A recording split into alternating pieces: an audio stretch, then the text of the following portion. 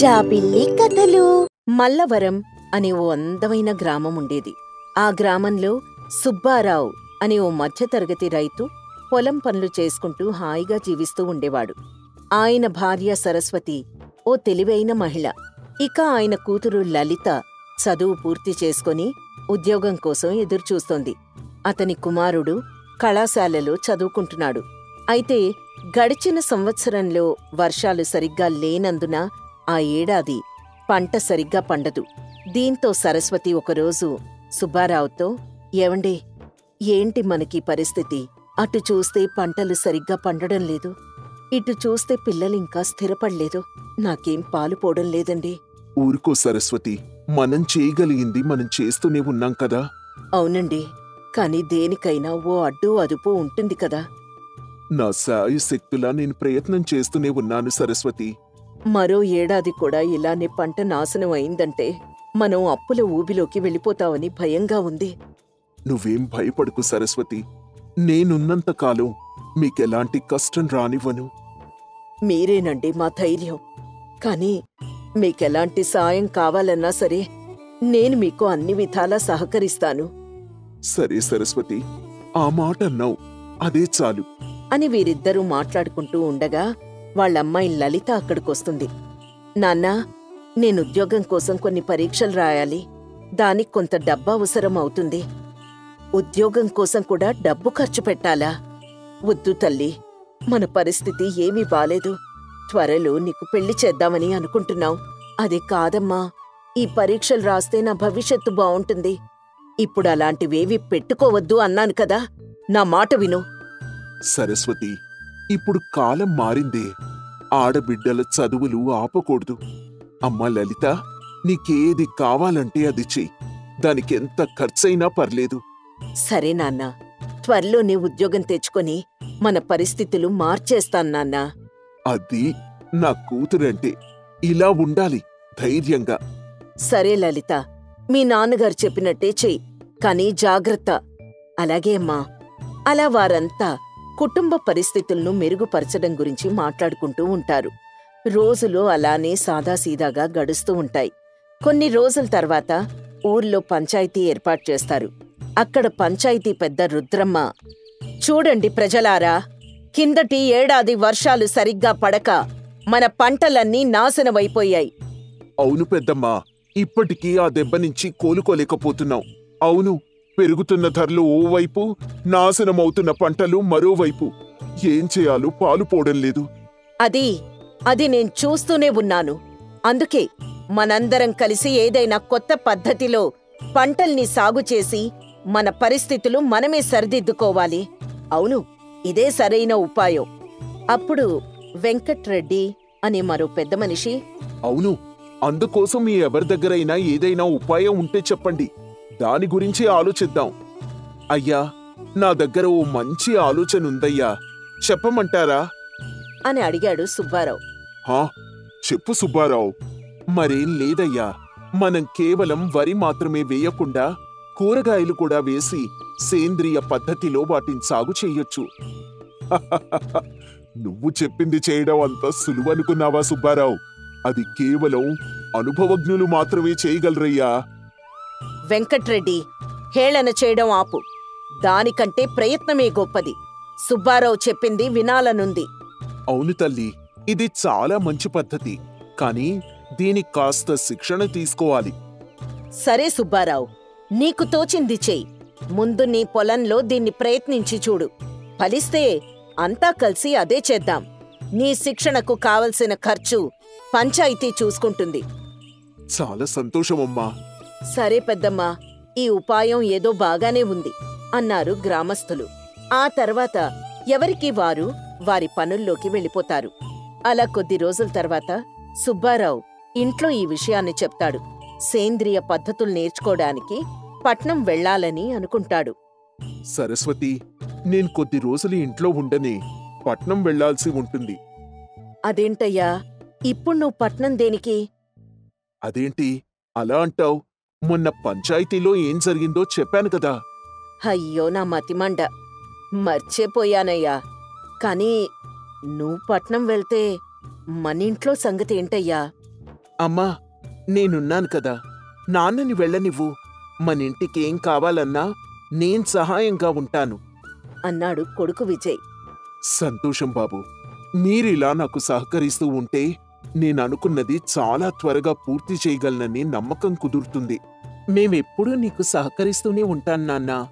అవునండి అని సుబ్బారావుకి అంతా కలిసి ధైర్యం చెప్తూ ఉంటారు.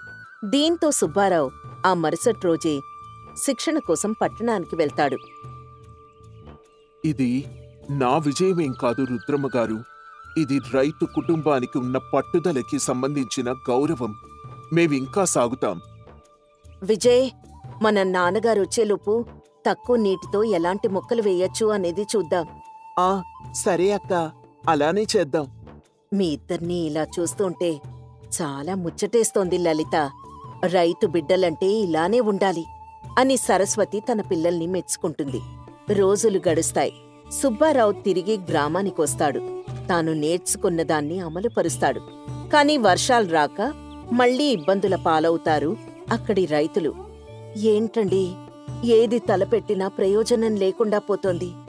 అవును సరస్వతి, ఆ దేవుడికి మన మీద కనికరం లేకుండా పోతోంది. రేపటి రోజు ఎలా గడుస్తుందా అని బెంగగా ఉందండి. ఊరుకో సరస్వతి, బాధపడకు. ఏదో ఒకటి చేద్దాం అని సుబ్బారావు సరస్వతికి ధైర్యం చెప్తూ ఉంటాడు. ఇక ఊర్లోని మిగిలిన రైతులంతా మళ్లీ అప్పుల కోసం వెంకట్రెడ్డి చుట్టూ చేరతారు. అయ్యా వెంకట్రెడ్డి గారు, ఈ ఏడాది కూడా పంట సరిగ్గా లేదు. మాకు కొంచెం డబ్బు అవసరం ఉందయ్యా. ఎరా, డబ్బులేవైనా తేరగా వస్తున్నాయా ఏంటి? అదేనయ్యా, అప్పుగా మీ దగ్గర ఏమైనా డబ్బు ముడుతుందేమో అని ఇలా వచ్చాం. మీ భూములు నా చేతిలో పెట్టండి. ఒక్క సంతకం చేయండి చాలు. అప్పుడు నేను మీకు మీ భూమికి సరిపడా డబ్బిస్తాను.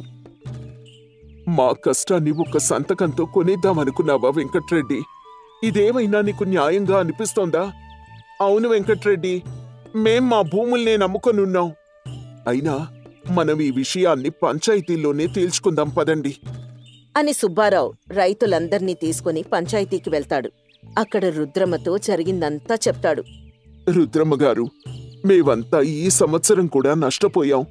కాని వెంకట్రెడ్డి గారు మా పరిస్థితిని ఉపయోగించుకొని మా భూములపై కన్నేశారు. ఒక్క సంతకం మీద మాకు అప్పిస్తా అంటున్నారు. ఇది సరైంది కాదుగా. వెంకట్రెడ్డి, ఇది నిజమా? రైతుల బాధని ఆసరాగా చేసుకుని భూములు తీసుకోవాలనుకుంటున్నావా? పెద్దమ్మా, నేనెవ్వర్నీ బలవంతం చేయలేదు. వాళ్లే వచ్చారు కదా డబ్బు కోసం. భూములు తీసుకోవడం నా ఉద్దేశం కాదు. మాటలతో తప్పించుకోకు వెంకట్రెడ్డి. రైతులు కష్టంలో ఉన్నప్పుడు నువ్వు చేయాల్సింది ఆదుకోవడం గాని అగచాట్ల పాలు చేయడం కాదు. చాలా న్యాయంగా చెప్పారు పెద్దమ్మా. మాకిప్పుడు కొంత ధైర్యం వచ్చింది. మేం మళ్ళీ ప్రయత్నిస్తామమ్మా. నేను నేర్చుకున్న సేంద్రియ పద్ధతులను పూర్తి స్థాయిలో అందరికీ నేర్పిస్తాను. ఈసారి అందరం కలిసి కొత్తగా సాగు చేద్దాం. నీళ్లు తక్కువగా అవసరమయ్యే పంటలే వేయాలి. నీ పట్టుదలకి నాకెంతో గౌరవం ఉంది సుబ్బారావు.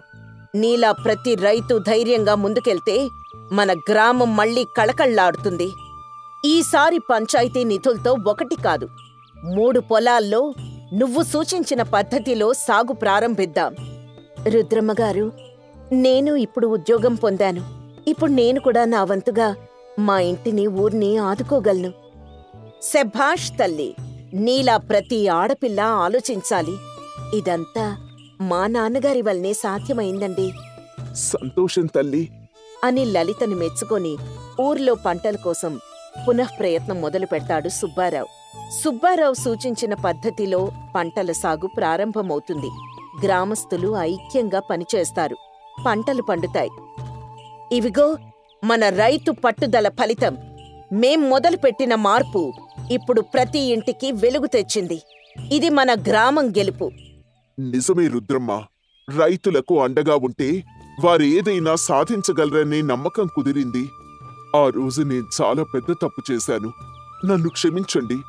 వెంకట్రెడ్డి, ఇప్పటికైనా తెలుసుకున్నావు, అదే చాలు. ఇక నుంచి నేను కూడా వారెలాంటి కష్టంలో ఉన్నా సరే సహాయపడతాను. చాలా మంచిది వెంకట్రెడ్డి అని రుద్రమ్మ చెప్పడంతో గ్రామస్తులు కూడా వెంకట్రెడ్డిని క్షమించేస్తారు. ఆ తర్వాత దీనికి కారణమైన సుబ్బారావుని మెచ్చుకుంటారు. సుబ్బారావు, నువ్వు లేకపోతే ఈరోజు గ్రామంలో ఈ సంతోషం ఉండేది కాదయ్యా. అవునన్నా, ఇక నుంచి నువ్వెలా చెప్తే అలా నడుచుకుంటావు. అప్పుడు నవ్వుతూ సుబ్బారావు ఆకాశం వైపు చూస్తూ, ఇప్పుడు నాకొక స్పష్టత వచ్చింది. ప్రకృతికి అంకితమైతే ప్రకృతి మనల్ని కాపాడుతుంది. మా కుటుంబం పట్టుదల, గ్రామస్తుల ఐక్యత ఇవే మన నిజమైన నిధులు. నిజమే సుబ్బారావు.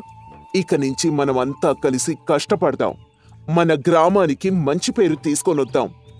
సరే, నువ్వెలా చెప్తే అలానే అన్నారు రైతులు. సుబ్బారావు ఇంటికి వెళ్ళిపోతాడు. ఇంటికి వెళ్లి తన భార్యతో, చూసావా సరస్వతి, మనకి ప్రకృతి ఎంత మేలు చేసిందో. అవునండి, నాకిప్పుడిప్పుడే జీవితం మీద ఆశలు చిగురిస్తున్నాయి. అవును సరస్వతి, మనం ఇలానే మనం అనుకున్నది చాలా త్వరగా సాధించగలం. నిజమేనండి. దీనికోసం మీరేం చెప్పినా నేను చేస్తాను. మన పిల్లలు కూడా మనకు తోడుగానే ఉంటారు. అవునన్నా. అవునాన్నా సరే పిల్లలు, చాలా సంతోషం అని పిల్లలకు సుబ్బారావు భవిష్యత్తు గురించి చెప్తూ ఉంటాడు. అప్పట్నుంచి వారి కుటుంబం అలా కష్టపడుతూ ఆనందంగా జీవిస్తూ ఉంటుంది. పరిస్థితులు ఎంత దారుణంగా ఉన్నా పట్టుదల, ఐక్యత, నూతన ఆలోచనలు ఉంటే రైతు నష్టాన్ని కూడా విజయంగా మార్చగలడు. గంగవరం అనే గ్రామంలో నర్సయ్య అనే ఓ అనుభవజ్ఞుడైన మేకల కాపరి ఉండేవాడు. దాదాపు ఆ ఊర్లో అంతా కొన్ని తరాలుగా అదే వృత్తిని కొనసాగిస్తూ ఉండేవారు. అలా అతని కొడుకు రాఘవుడికి కూడా నర్సయ్య తమ వృత్తిని గురించి చెప్తూ ఉండేవాడు. నర్సయ్య భార్య మంగతాయారు కూడా వారికెంతో సహకరిస్తూ ఉండేది. అలా ఓ రోజు రాఘవుడు, అమ్మా, ఇక మనం జీవితాంతం ఈ మేకలను సాదుకుంటూ బతకాల్సిందేనా? అవును బాబూ, మనం బతుకుతున్నామంటే వీటి వల్లనే కదా. బతకాలంటే ఇదొక్కటే మార్గమా అమ్మా? ఇంకేమీ లేదా? ఎన్నో మార్గాలుంటాయి రాఘవ, కానీ ఇది మనకు కొన్ని తరాల్నించి వస్తున్న వృత్తి. అందుకే మీ నాన్నగారు ఎంతో ఇష్టపడి మేకల్ని సాదుతూ ఉంటారు. మనం కూడా మీ నాన్నగారికి సహకరించాలి, సరేనా? కానీ అమ్మా, అది అని రాఘవుడు ఏదో చెప్తూ ఉండగా నర్సయ్య ఇంటికొస్తాడు. అదిగో మీ నాన్నగారు వచ్చేశారు. ఏంటి, తల్లి కొడుకులు ఏదో మాట్లాడుకుంటూ ఉన్నట్టున్నారు? అబ్బే, మరేం లేదండి, మీ గురించే పిల్లాడికి చెప్తూ ఉన్నాను. నా గురించా? నా గురించి చెప్పడానికే ఉంది. అదేనండి, మన వృత్తి గురించి, మేకల్ని ఎలా పెంచాలి అనే దాని గురించి చెప్తూ ఉన్నాను. ఇక మీ కొడుక్కి మీరే చెప్పుకోండి, నాకు కాస్త పనుంది. చెప్తాలేవే, ఇప్పుడు ఏమంత పెద్దోడయ్యాడని వాడు తెలుసుకుంటాడులే. అది కాదయ్యా, ఇప్పట్నుంచి చెప్తూ ఉంటేనే వాడికి కాస్త అర్థమవుతుంది సరే, నేను చెప్తాన్లే, నువ్వెళ్ళు. అని మంగతాయార్ని అక్కడ్నుంచి పంపించేస్తాడు. నర్సయ్య ఆ తర్వాత తన కొడుకుని దగ్గరికి తీసుకుంటాడు. నాన్న రాఘవా, ఇలారా. ఏం చేస్తున్నావు? అమ్మని విసిగిస్తున్నావా? మరి ఏం లేదు నాన్నా. అసలు మనం మేకల్ని ఎందుకు పెంచాలి? ఇంకేదైనా పని చేసుకోవచ్చు కదా. అది మన వృత్తి నాన్న. మేకల్ని ప్రేమగా పెంచితే అవి మనకు బోలెడన్ని డబ్బులిస్తాయి. అవి మనకెంతో సాయం చేస్తాయి బాబు. కానీ నాన్నా, అని రాఘవ ఏదో చెప్పేలోపే బయట మేకలు అరవడంతో నర్సయ్య అక్కడికి వెళ్తాడు. రాఘవ కూడా నర్సయ్య వెనకే వెళ్తాడు. చూడు రాఘవా, వీటికి ఎలాంటి కష్టాన్ని రానివ్వకూడదు. నోరు లేని మూగజీవాలు కదా, వీటిని మనమే కంటికి రెప్పలా చూసుకోవాలి. అర్థమైందా? సరే నాన్నా.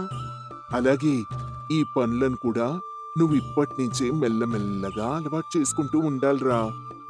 సరే నాన్నా, కానీ మేకలన్నీ ఒకేలా కనిపిస్తున్నాయి కదా, ఏది ఏదో గుర్తుపెట్టుకోవడం నాకు కష్టంగా ఉంది. మంచి ప్రశ్నే. నీకు దీనికి జవాబు కావాలంటే నువ్వు కూడా నాతో పాటు పనికి రావాల్సిందే. ఒక్కసారి మనసు పెట్టి వింటే ఏ మేక స్వరం ఎలా ఉంటుందో, ఏ మేక పాదం ఎలా ఉంటుందో నీకే తెలుస్తుందిరా. సరే నాన్నా, అలాగే చేస్తాను అని చెప్తాడు రాఘవ. ఆ మరుసటి రోజు నుంచి మెల్లమెల్లగా రాఘవ కూడా నర్సయ్యతో పాటు మేకలు కాయడానికి వెళ్తాడు. అలా రోజులు గడుస్తూ ఉంటాయి. ఓ రోజు ఉన్నట్టుండి నర్సయ్యకు ఆరోగ్యం పాడవుతుంది. నర్సయ్య నీరసంగా ఇలా అంటాడు. మంగా మంగా నేను మేకల్ని కాయడానికి వెళ్ళొస్తానే. మేకలు కాయడానికి వెళ్తావా? ఇంత జ్వరం పెట్టుకుని నీరసంగా ఉండి కూడా పనికి వెళ్ళడం అవసరమా చెప్పు? అది కాదే, రోజు వాటికి పచ్చిక మేయడానికి తీసుకుని వెళ్తేనే కదా అవి పాలిచ్చేది. కనీసం వాటి గురించైనా ఆలోచించాలి కదా. నువ్వెన్నైనా చెప్పు, నువ్వు మాత్రం ఎక్కడికి కదలడానికి వీల్లేదయ్యా. అంతగా కావాలంటే ఈరోజు మన రాఘవుడు వాటిని తీసుకెళ్తాడే. వాడికేం తెలిసే, చిన్న పిల్లాడు వాడు. మరేం పర్లేదులే, వాడికి కూడా అలవాటవుతుంది అని చెప్పి రాఘవని పిలుస్తుంది మంగ తాయారు. ఒరేయ్ రాఘవా, రాఘవా, ఇలా రా. ఏంటమ్మా? నీకీరోజు ఒక పని చెప్తాను, శ్రద్ధగా చెయ్యాలి. చేస్తావా? హా, చేస్తానమ్మా. మరేం లేదురా, మీ నాన్నగారి ఆరోగ్యం బాగలేదు కదా, అందుకే ఈరోజు నువ్వే మేకల్ని బయటికి తీసుకుని వెళ్ళాలి. అయ్యో అమ్మా, నేనా? నాన్న లేకుండా ఒంటరిగా వెళ్ళడం అంటే నాకు భయం. వాటికి ఏమైనా జరిగితే? రాఘవ, అస్సలు భయపడకు బాబు. నువ్వొక్కసారి వాటితో ప్రేమగా మాట్లాడి చూడు, అవే నీ మాట విని నీ వెనకొచ్చేస్తాయి అన్నాడు నర్సయ్య. అలాగే నాన్నా అని చెప్పి రాఘవుడు ఆ మేకల మందను అడవిలోకి తీసుకుని వెళ్తాడు. అలా వెళ్తుండగా మధ్యలో ఓ మేక దారి తప్పి ఎటో వెళ్ళిపోతుంది. అప్పుడు రాఘవుడు చికాగ్గా, అమ్మో, ఈ చిన్న మేక ఎక్కడికో వెళ్ళిపోయింది. నాన్నకి తెలిస్తే ఇక అంతే. వెంటనే దాన్ని కనిపెట్టాలి అని ఆ మేక కోసం వెతుకుతూ ఉంటాడు. ఎక్కడా కనిపించదు. అయితే వాళ్ళ నాన్న చెప్పినట్టు రాఘవుడు మేక స్వరాన్ని కాకుండా తెలివిగా మేకల మీద ఉండే మచ్చల్ని గుర్తుంచుకుంటాడు. అలా అడవిలో ఓ పూల మొక్క మధ్యలో ఈ చిన్న మేకని కనుగొంటాడు. అప్పుడు రాఘవుడు ఆనందంగా, భలే భలే, దొరికిపోయావు నువ్వు. ఎక్కడికి వెళ్ళిపోయావు నువ్వు? నిన్నొదిలేస్తాననుకున్నావా మేకమ్మా? నువ్వు మా కుటుంబానివే అని వాటితో సరదాగా మాట్లాడుతూ ఆ రోజంతా వాటిని జాగ్రత్తగా చూసుకుంటాడు. ఇంటికి వెళ్లి జరిగిన విషయమంతా అమ్మా నాన్నకి చెప్తాడు. అలా కొద్ది రోజుల తర్వాత ఊర్లో ఒకడైన లక్ష్మణ అనే వ్యక్తి మేకల మంద అదే అడవిలో తప్పిపోతుంది. దీంతో ఊర్లో పంచాయతీ పెడతారు.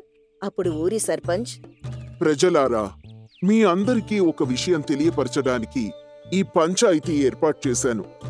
ఉన్నట్టుండి ఏమైందయ్యా? ఏవైనా సమస్య? అవును ప్రజలారా, మన ఊరికి మేకల పెంపకం వలన ఎలాంటి లాభం చేకూరుతుందో తెలియంది కాదు. కాని ఈరోజు మన లక్ష్మణ తన మేకల మందను అడవిలో పోగొట్టుకున్నాడు. అయ్యో, ఎంత పనైంది! అసలెప్పుడూ ఒకే దగ్గర ఉండే మేకలు అలా ఎలా తప్పిపోయాయి? అవునమ్మా, నా మేకలే నా ప్రాణం. రాత్రి వేసిన పచ్చిక మేస్తూ చక్కగా ఉన్నాయి. కాని నక్కల అరుపులు వినిపించడంతో అవన్నీ ఎక్కడికో పారిపోయాయి అన్నాడు లక్ష్మణ దుఃఖంతో. అప్పుడు లక్ష్మణ భార్య, అవును, ఆ బెంగతో మా ఆయన రాత్రి నుంచి పచ్చి మంచి నీరు కూడా ముట్టలేదు. దయచేసి మాకెవరైనా సాయం చేసి మా మేకలను వెతికి పెట్టండి, మీకు రుణపడి ఉంటాం అని భార్యాభర్తలిద్దరూ ఏడుస్తూ ఉంటారు. దీంతో ఆ గ్రామస్తులు వారికి ధైర్యం చెప్తూ సముదాయిస్తూ ఉంటారు. అప్పుడు పెద్దావిడ, ఊరుకోండి, అలా బాధపడితే మేకలు తిరిగి రావు కదా, మనమే ఏదో ఒక పరిష్కారం ఆలోచిద్దాం. అవును, ఏదో ఒక పరిష్కారం ఆలోచిద్దాం. అవును సర్పంచ్ గారు, మీరు చెప్పండి, మేకల కోసం ఏం చేయమంటే అది చేద్దాం. మనకున్నది ఒక్కటే మార్గం. ఆ అడవిలోనే రాత్రి పగలు వెతికితే మేకలు ఖచ్చితంగా దొరుకుతాయి. దానికోసం ఎవరు వెళ్లాలనుకుంటున్నారో చెప్పండి. అలా అంతా దాని గురించి మాట్లాడుకుంటూ ఉండగా ఇంతలో రాఘవుడు వెంటనే, నేను వెళ్తాను తాతయ్య. లక్ష్మణ్ గారి మేకల్ని నేను తిరిగి తీసుకొస్తాను. నువ్వెలా వెతికి తీసుకొస్తావురా? నువ్వు ఆ మేకల్ని ఒక్కసారి కూడా చూడలేదు కదా నాన్న. ఎలా గుర్తుపడతావు? అయినా మరేం పర్లేదు నాన్న. మొన్న మన మేకలతో పాటు అవి కూడా వచ్చాయి. నేనెలాగూ ఒకలా వాటిని వెతికి తీసుకొస్తానుగా. ఒరే రాఘవ, నీ ఉత్సాహం చూస్తుంటే భలే ముచ్చటేస్తోంది. నువ్వు నిజంగా వాటిని తిరిగి తీసుకొని రాగలవా? ఖచ్చితంగా తీసుకొని వస్తాను తాతయ్య. సరే, నీతో పాటు మరో ముగ్గురిని నీ వెంట తీసుకొని వెళ్ళు. సరే తాతయ్య. అని చెప్పి వెంటనే అడవి వైపు వెళ్తాడు రాఘవ. అక్కడ అడుగడుగున మేకల అడుగుల చారలు గమనించుకుంటూ వెళ్తాడు. అలా ఓ పెద్ద బండరాయి వెనకున్న చెరువు దగ్గర అవి ఇరుక్కుపోయినట్టు గమనిస్తాడు. అవ్గో చూడండి, మన మేకలు అక్కడే ఉన్నాయి. అవి ఖచ్చితంగా మన లక్ష్మణ్ బాబాయివే. పదండి, వాటిని తోలుకొని వద్దాం. అవును రాఘవ, పద అని చెప్పి ఆ బండరాయిని దాటించి మేకలను ఊర్లోకి తీసుకొనొస్తారు ఆ నలుగురు. అప్పుడు లక్ష్మణ భావోద్వేగంతో, బాబు రాఘవ, నువ్వు నిజంగా మా పాలిట దేవుడివి బాబు. అవును రాఘవ, నీకెప్పటికీ రుణపడి ఉంటాం. నువ్వే లేకపోతే ఈరోజు మా ముఖంలో ఈ నవ్వు ఉండేది కాదు నాన్న. భలే దానివే పిన్ని. మీ మేకలు పోతే ఒకటి, మా మేకలు పోతే ఒకటా? మా నాన్న చెప్పాడు, మేకల్ని ప్రేమిస్తే అవి మనల్ని తిరిగి ప్రేమిస్తాయంట.